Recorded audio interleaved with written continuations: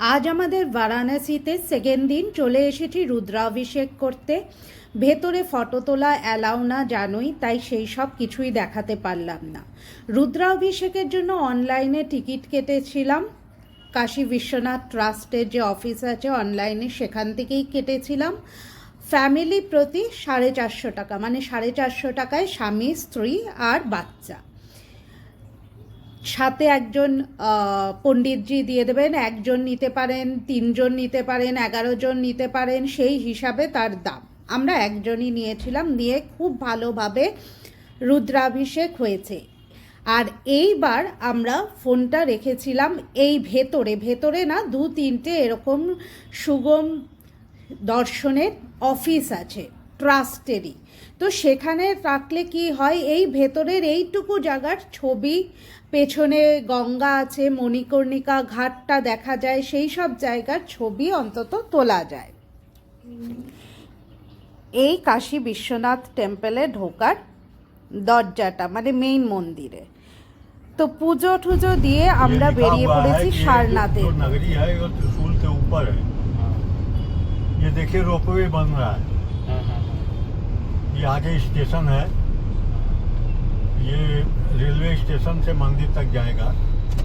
यहाँ पुराना शहर होने के नाते जो है यहाँ कोई और साधन नहीं हो पा रहा है, तो रोपवे से कम थोड़ा सा, हाँ, थोड़ा भीड़ कम हो जाए।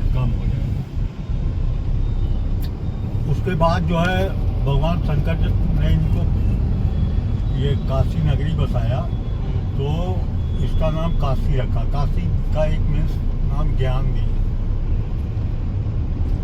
और फिर मुगल आए तो मुगलों ने बनारस रखा, बनारस।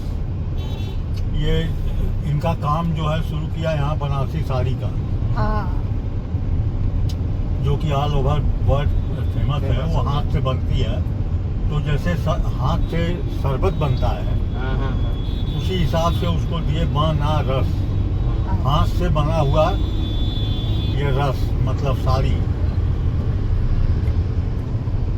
और जब अंग्रेज आए तो आप चलेंगे आगे तो एक नदी पड़ेगी वरुणा, और गंगा में 80 घाट उस समय थे। अब तो 84 घाट हो गए हैं। वही वर्णा नदी और 80 नदी मिलके ही वाराणसी नाम हुआ। हाँ। इसी के अंदर में ही ये शहर था। तो उसको कम्पेक्ट करके वरुणा, 80 को कम्पेक्ट करके वाराणसी हुआ। अच्छा। और जहाँ आप चल रहे हैं सारनाथ में, ये भगवान बुद्ध का स्थान है। इनको गया में ज्ञान प्राप्त हुआ, तो पहला उपदेश उन्होंने 4 शिष्यों के साथ यही सारनाथ में दिया। এখানে উনি আমাদের পুরনো কাশী সম্বন্ধে অনেক কিছু বলছিলেন। কথা বলতে বলতে আমরা পৌঁছে গেছি সারনাথে। সারনাথের মেইন যে স্তূপা, সেখানে যাওয়ার পথেই এটা পড়ে। এখানেও ঢোকা যায়, যাওয়া যায়, কিন্তু আমরা যাইনি কারণ অনেকটা হাঁটা। আচ্ছা, যেখানে কার পার্কিং সেখান থেকেই আপনাকে গাইড দিয়ে দেওয়া হবে যদি আপনার লাগে, তবে বিনা শুল্কে, মানে কোনো রকম ফি এদের নেই। সুতরাং আপনি চাইলে নিতেও পারেন, নাও নিতে পারেন।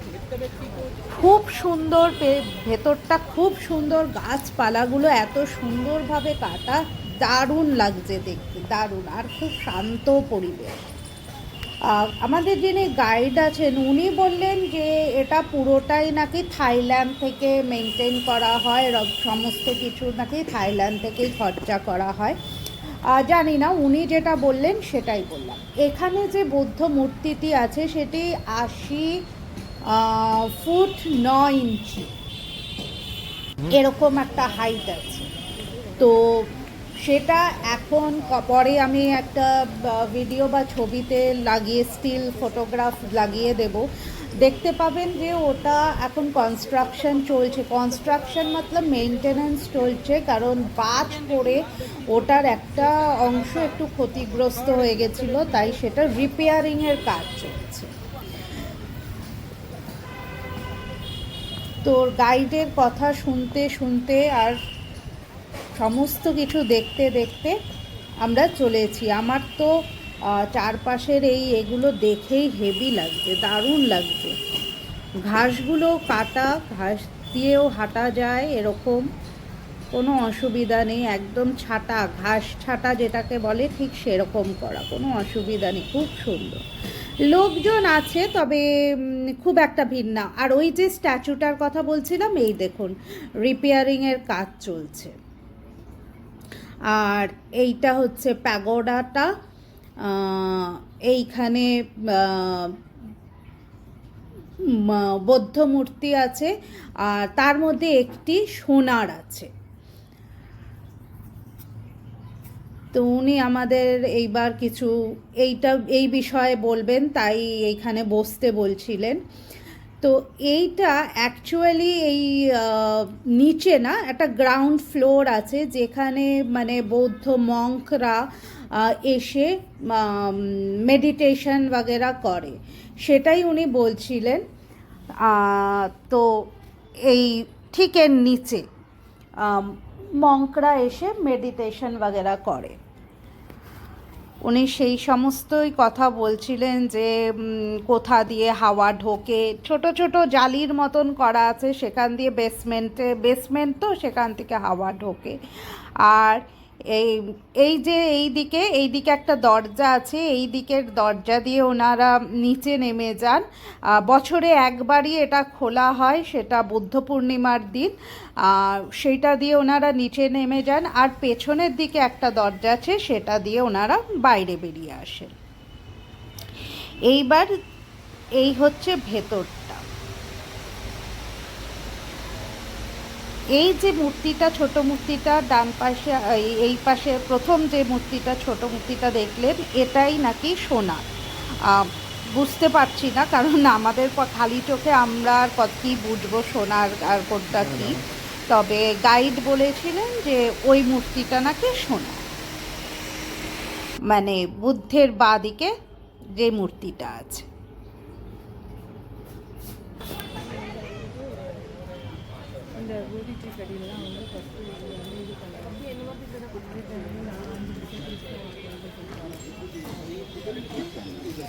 मेन टेम्पल को चले, सारनाथ मेन गुरु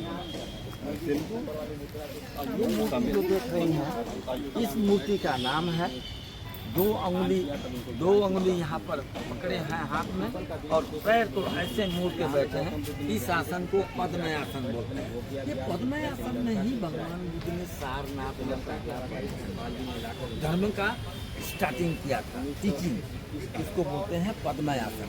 वो बीच वाला कौन आसन है? ये दो उंगली सटी है, 3 उंगली खड़ी है, आंखें हल्का सा बंद है और वो बैठे हैं। इस आसन को बोलते हैं अभय मुद्रा।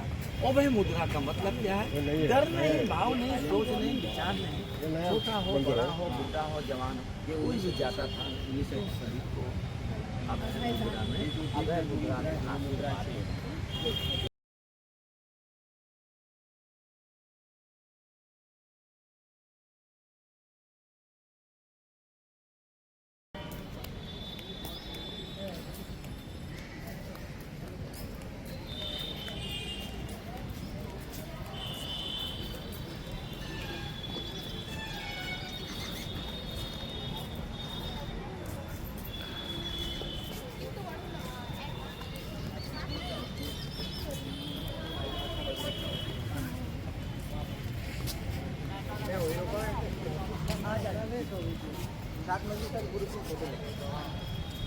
ये दरवाजा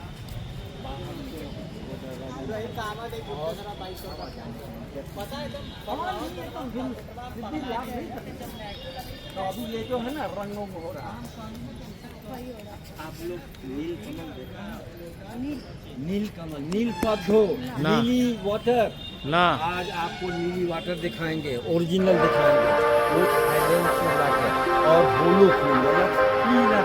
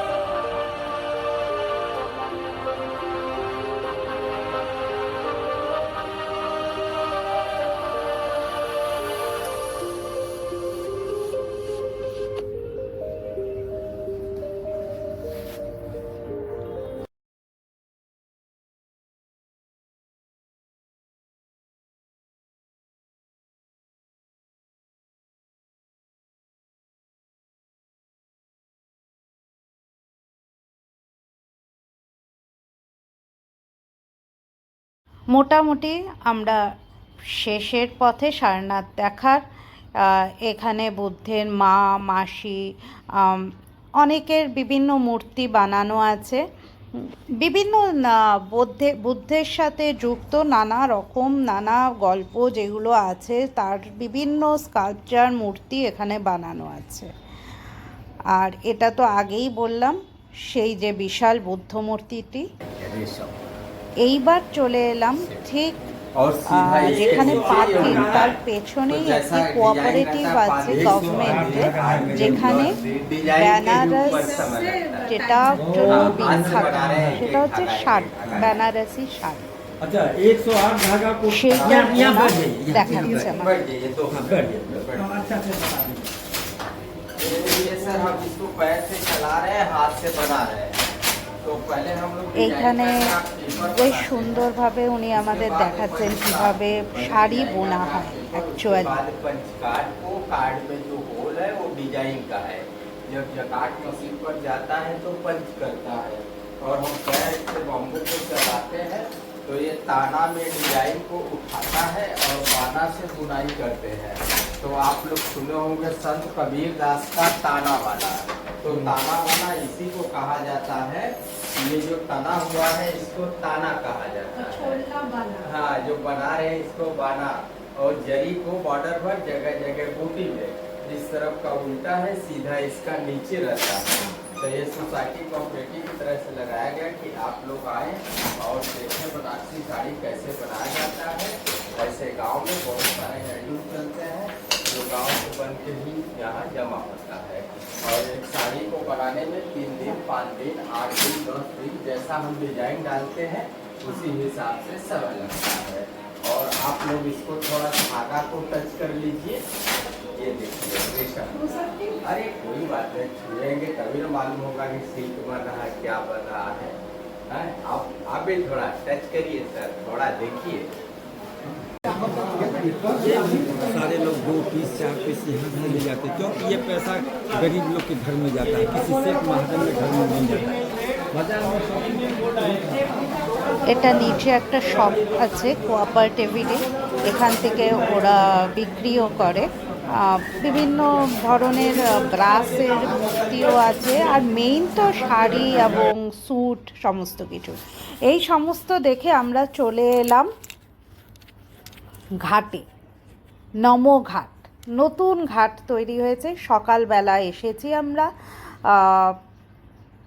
তো এইখানেই কিছু ছবি তুলে নিলাম। এটা একদম নতুনভাবে তৈরি, এর সাথে কিন্তু পুরনো গঙ্গার ঘাটের কোনো কাহানিও এর সাথে জড়িত না বা কিছুই না। এটা একদম নতুন আর একদমই বিনোদনের জন্য বানানো হয়েছে।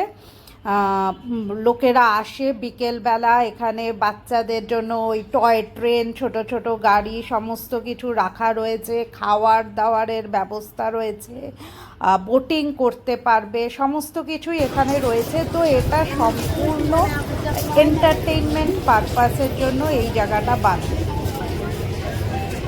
সামনের ব্রিজ একটা দেখো কি সুন্দর, ট্রেনটা যাচ্ছে, খুব সুন্দর লাগছে। বিকেলবেলা আসলে সত্যি এটা খুবই সুন্দর।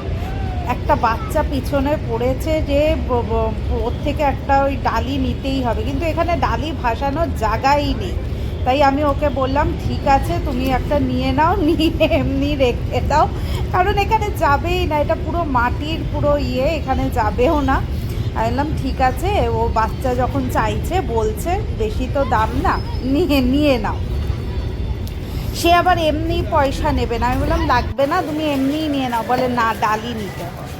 তো যাই হোক, এইবার আমরা প্রচুর এই একটা জিনিস দেখলাম এই নমঘাটে, সত্যি বয়স্কদের মানে যাদের পায়ে ব্যথা আছে, হাঁটুতে ব্যথা আছে, তাদের জন্য কিন্তু শুধু এই একটুখানি পথই, কারণ যেখানেই উঠতে যাবে কিছু দেখতে যাবে ভীষণ সিঁড়ি, স্টেপস চড়তেই হবে। যে নিচে নামতে গেলেও আবার ওপরে, মানে এরকম থাকে বানিয়েছে, ফলে সিঁড়ি অ্যাভয়েড করা যাবে না। দেখো কতগুলো সিঁড়ি গিয়ে ওপরে উঠলে তারপরে আবার কিছুটা খাওয়ার জায়গা আছে, কিছুটা ঘোরার জায়গা আছে, আবার দেখো এদিকেও সিঁড়ি আছে, সিঁড়ি দিয়ে ওপরে গেলে তাহলে আবার কিছুটা দেখার জায়গা, মানে এরকম স্ট্যাচু ভ্যাচু বানানো, ফটো নেওয়ার মতন। এই দেখো বাচ্চাদের জন্য এরকম ট্রেন, বাস, অনেক কিছু আছে, ছোট ছোট রিমোটের গাড়ি। বিকেলবেলা আসলে গঙ্গার ধারে হাওয়া খাও, বাচ্চারা এরকম খেলতেও পারবে, আর টুকটাক খাওয়া দাওয়া তো চলতেই পারবে। তো ঠিক আছে, কারণ দশাশ্বমেধ বা অন্য যে ঘাটগুলো রয়েছে সেখানে তো আরতি হয়, আর সেখানে সত্যি মানে এমনি আর কিছু নেই, মানে আরতির পরে ওই গঙ্গার ধারে বসে থাকতে পারো বা সেরকম। বাচ্চারা তো আর সেটা বোঝে না, বা বাচ্চাদের অতটা আধ্যাত্মিকতাও নেই যে গঙ্গায় বসে শুধু গঙ্গা আরতি দেখবে, সেগুলো তো ওরা বোঝে না। তো যারা ফ্যামিলি নিয়ে আসছে, ছোট বাচ্চা আছে ফ্যামিলিতে, তাদের জন্য কিন্তু এই ঘাটটা একদম অ্যাপ্রোপ্রিয়েট। নৌকো, শিকারা সমস্ত কিছু আছে, বিশাল বড়, ছুটে বেড়াতে পারবে বাচ্চারা, খেলতে পারবে, অসুবিধার কিন্তু কিছু নেই। এইখানে সার বেঁধে সব নৌকা, স্পিড বোট সমস্ত কিছু দাঁড় করানো আছে। এই দেখো, ও আবার একটা ধরিয়ে দিয়েছে। এইবার ও আর এটা জ্বালাতেই পারছে না, মানে ও যে আরেকজন এসে গেছে, এবার তার থেকে নিতে হবে না, ওর থেকেই নেব। তো এই সমস্ত দেখে এবার আমরা ফিরে চলেছি অন্য স্পট দেখতে। তবে হ্যাঁ, মন্দির কিন্তু 3টের পরে আবার খুলবে, মানে 12টা 12:30 নাগাদ মন্দির। অত্যন্ত বড় একটা ইউনিভার্সিটি, ইন্টারন্যাশনালি রেপুটেড একটা জায়গা, এবং বারাণসীর অন্যতম দ্রষ্টব্য।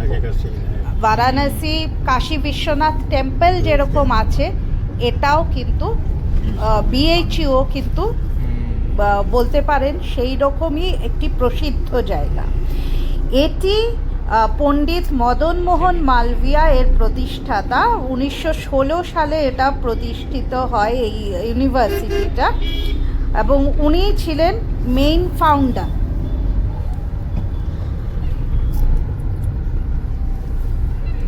এখানে কিন্তু মোর দ্যান 140টা ডিপার্টমেন্ট আছে।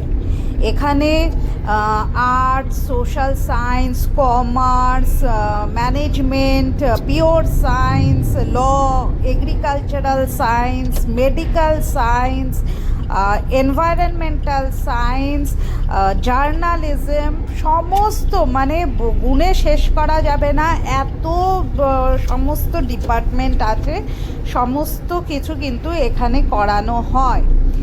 ইন্ডিয়ান ইনস্টিটিউট অফ টেকনোলজি 2012 সালে কিন্তু এখানে একটা নিজস্ব কলেজও আছে এর ভেতরে।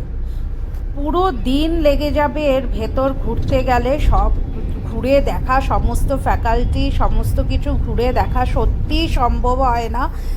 জানি না, কেউ শুধু যদি বিএইচইউ দেখতে যায় তাহলেই পুরো একটা দিন তাদের কম পড়ে যাবে দেখার জন্য। এই বিএইচইউ কিন্তু কেন্দ্রশাসিত প্রথম ইউনিভার্সিটি, মতলব সেন্ট্রাল ইউনিভার্সিটি বিএইচইউ কিন্তু ভারতবর্ষে প্রথম। তারপরে অনেক ইউনিভার্সিটি সেন্ট্রালের আন্ডারে আছে এখন, কিন্তু বিএইচইউ ফার্স্ট, যেটা সেন্ট্রাল নিজের হাতে নিয়ে চালায়। বিএইচইউর প্রথম যে ভাইস চ্যান্সেলর সে ছিলেন সুন্দর লাল। আর এইখানে এখন যেখানে বিএইচইউ, সেখানে কিন্তু প্রথম ক্লাস শুরু হয়নি, শুরু হয়েছিল সেন্ট্রাল হিন্দু স্কুল নাম দিয়ে কামাচা বলে একটা জায়গায়। পরে কাশী নরেশ এই জায়গাটা, এটা আউটস্কার্টে, এই জায়গাটা ডোনেট করে, এবং পরে এইখানে এই আজকের যে বিএইচইউ দেখতে পাচ্ছেন এটা বানানো হয়। বিএইচইউর কিন্তু একটি অ্যানথেম আছে, ইউনিভার্সিটি অ্যানথেম যেটাকে বলা হয়, যার নাম হচ্ছে কুলগীত। এই কুলগীতটা কম্পোজ করেছিলেন এই ইউনিভার্সিটিরই একজন প্রফেসর এবং একজন সায়েন্টিস্ট, শান্তি স্বরূপ ভাটনাগর। তারই কম্পোজে এখনো পর্যন্ত ইউনিভার্সিটির অ্যানথেমটা চলে আসছে, যার নাম কুলগীত। আর এই ইউনিভার্সিটির ভেতরেই আছে বিড়লা মন্দির। বিড়লা মন্দিরটা আমার নেমে দেখা হয়নি, কারণ কোনো মন্দিরেই ফটোগ্রাফি অ্যালাউ করছিল না। আর সত্যি কথা বলতে কি এত হেঁটে হেঁটে আমার পাও ভীষণ যন্ত্রণা করছিল, তাই বিড়লা মন্দির আছে ঠিকই, কিন্তু আমি হেঁটে ভেতর অবধি আর যেতে পারিনি, খুব ক্লান্ত, টায়ার্ড হয়ে গেছিলাম প্রচণ্ড। তাই জন্য বাইরে থেকেই বিড়লা মন্দিরটি দেখেছি, তবে একদম ক্যাম্পাসের ভেতরে বিড়লা মন্দিরটি। আর এই যে রাস্তার দুদিকে কিন্তু ফ্যাকাল্টি এবং বাচ্চাদের যে হোস্টেল বগেরা সমস্ত কিছু দুদিকে, এই মেইন রোডটা কিন্তু খোলা থাকে জনসাধারণের জন্য, মন্দির আছে বা যাতায়াতের জন্য। আমাদের যিনি ড্রাইভার ছিলেন তিনি বললেন যে কাশী নরেশ নাকি সেই শর্তেই এই ল্যান্ডটা দিয়েছে, যাতে আশেপাশে তখন তো গ্রাম ছিল, সেই গ্রামের মানুষদের যাতে যাতায়াতের কোনো দিন অসুবিধা না হয় সেই শর্তেই কিন্তু এই ল্যান্ডটা দেওয়া হয়েছিল। আর সেই কথা মনে রেখেই, মাথায় রেখেই এইটা খোলা হয়েছে, মানে এই রাস্তাটা খোলাই রাখা হয়েছে, কোনো গেট দেওয়া হয়নি। দুপাশে ফ্যাকাল্টিজ, হোস্টেল সেগুলোর গেট আছে, সেগুলো বন্ধই থাকে, কিন্তু এই মেইন রোডটা খোলা আছে। আমরা এখান থেকেই ইউটার্ন নিয়ে নেব ফেরার পথে। আর এই যে বাঁদিকে এই হচ্ছে বিড়লা মন্দির, এই হচ্ছে বিড়লা মন্দিরটি। বিড়লা মন্দির দেখে চলে এলাম সেই প্রসিদ্ধ কাশী চাট ভাণ্ডার। লোকের লাইনে মানে কি যে বিক্রি করছে, কাকে যে কি দিচ্ছে সত্যি বোঝা মুশকিল, মানে চিৎকার চেঁচামেচি, শুনছেও না যে কি ওপরে বসেও খাওয়ার জায়গা আছে, তবে জায়গাটা ছোট। যাই হোক, চাট কিন্তু ছিল অনবদ্য। আমরা দহি ভাল্লা নিয়েছিলাম এবং বেনারসের চাট জগৎ বিখ্যাত, সত্যি বলতে হবে, অপূর্ব স্বাদ, অপূর্ব। কি যে একটা মশলা দেয়, সেই মশলার স্বাদ কিন্তু অন্য বহু জায়গায় বহু চাট খেয়েছি পাইনি।